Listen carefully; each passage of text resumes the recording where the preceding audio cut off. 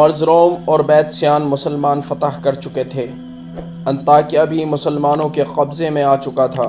اس سب کے بعد قیصر ہرقل نے ارطبون نامی طاقتور اور نہایت بہادر سردار کو اجنادین میں فوج جمع کرنے کا حکم دیا۔ ارطبون نے فوج کو اکٹھا کرنا شروع کر دیا اور دیکھتے ہی دیکھتے ایک عظیم لشکر میں جنگی ساز و سامان کے اس کے پاس تیار ہو گیا، جو اچھی جنگی صلاحیت بھی رکھتا تھا۔ ارطبون نے اس بڑے لشکر کے 3 حصے کیے، جس میں سے ایک حصہ اس نے اپنے ساتھ اجنادین میں رکھا، دوسرا حصہ رملہ شہر میں تعینات کیا اور تیسرا فوج کا حصہ بیت المقدس میں تعینات کر دیا۔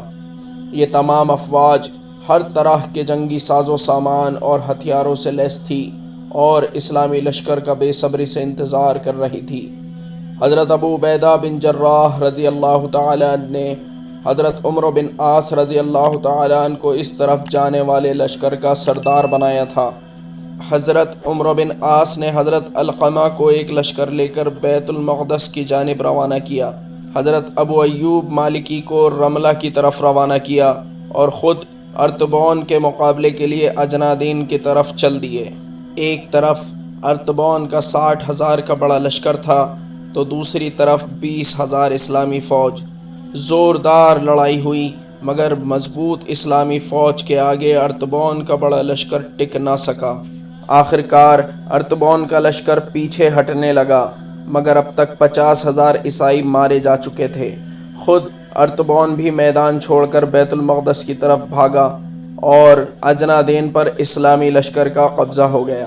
اجنادین کے بعد حضرت عمرو بن عاص رضی اللہ تعالیٰ نے بیت المقدس کے آس پاس کے سبھی علاقوں کو اپنے قبضے میں لے لیا اور بیت المقدس کی طرف آگے بڑھنے کا ارادہ کیا۔ حضرت علقمہ پہلے ہی بیت المقدس کا محاصرہ کیے ہوئے تھے، ساتھ ہی حضرت عمرو بن عاص بھی اپنی فوج کو لے کر ان کے ساتھ جا ملے۔ اسی دوران حضرت ابو عبیدہ بن جراح رضی اللہ تعالیٰ عنہ بھی قنسرین اور انطاکیہ سے فارغ ہو کر بیت المقدس کی جانب نکل چکے تھے۔ عیسائی قلعہ بند ہو کر سختی سے مسلمانوں کا مقابلہ کر رہے تھے، مگر جب انہوں نے حضرت ابو عبیدہ رضی اللہ تعالیٰ عنہ کے آنے کی خبر سنی تو ان کی ہمت پست ہو گئی۔ ابو عبیدہ رضی اللہ تعالیٰ عنہ کے پہنچنے پر انہوں نے صلح کا پیغام بھیجنا شروع کر دیا، لیکن بیت المقدس کے عیسائیوں نے صلح نامے میں ایک خاص قسم کی شرط رکھی اور اسے لازمی قرار دیا۔ وہ شرط یہ تھی کہ عہد نامہ خود خلیفہ وقت حضرت عمر بن خطاب رضی اللہ تعالیٰ عنہ آ کر لکھیں۔ چنانچہ حضرت ابو عبیدہ بن جراح رضی اللہ تعالیٰ عنہ نے فاروق اعظم کو ان حالات کا ایک خط لکھا اور اس میں تحریر کیا کہ آپ کے یہاں تشریف لانے سے بیت المقدس بنا جنگ کے فتح کیا جا سکتا ہے۔ فاروق اعظم نے اس خط کے پہنچتے ہی تمام اکابر صحابہ کو مشورے کے لیے جمع کر لیا اور مشورے میں مختلف رائے سامنے آئی اور حضرت عمر نے فلسطین کے سفر کرنے کا فیصلہ کر لیا۔ ستو کا ایک تھیلا، ایک اونٹ، ایک غلام اور ایک لکڑی کا پیالہ اپنے ساتھ لے کر خلیفہ وقت فاروق اعظم عمر رضی اللہ تعالیٰ عنہ اپنی جگہ حضرت عثمان کو مدینے کا عامل مقرر کر کے بیت المقدس کے لیے روانہ ہو گئے۔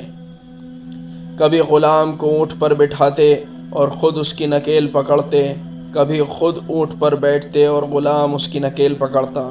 یہ اس عظیم و شان شہنشاہ اور خلیفہ اسلام کا سفر تھا جس کی فوجیں قیصر اور کسریٰ کے محل اور تخت و تاج کو اپنے گھوڑوں کی ٹاپوں تلے روند چکی تھی۔ روانگی سے پہلے ہی دمشق اور بیت المقدس کی اسلامی فوج کے سرداروں کو آپ کے سفر کی اطلاع دے دی گئی تھی۔ سب سے پہلے یزید بن ابی سفیان، ان کے بعد ابو عبیدہ بن جراح رضی اللہ تعالیٰ عنہ، ان کے بعد حضرت خالد بن ولید رضی اللہ تعالیٰ عنہ نے آپ کا استقبال کیا۔ حضرت عمر رضی اللہ تعالیٰ عنہ نے مقام جابیہ میں جا کر قیام کیا۔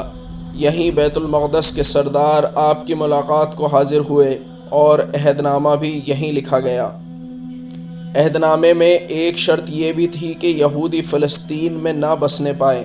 حضرت عمر نے یہ عہد نامہ قبول کر لیا اور یہودیوں کو صرف عبادت کرنے کی اجازت دی گئی۔ اور فلسطین پر جزیہ مقرر کر دیا گیا۔ اس عہد نامے پر حضرت خالد بن ولید رضی اللہ تعالیٰ عنہ، حضرت عمر بن عاص رضی اللہ تعالیٰ عنہ، حضرت عبد الرحمن بن عوف رضی اللہ تعالیٰ عنہ اور معاویہ بن ابی سفیان رضی اللہ تعالیٰ عنہ کے دستخط بطور گواہ کرائے گئے۔ بیت المقدس والوں نے فوراً جزیہ ادا کر کے شہر کا دروازہ کھول دیا۔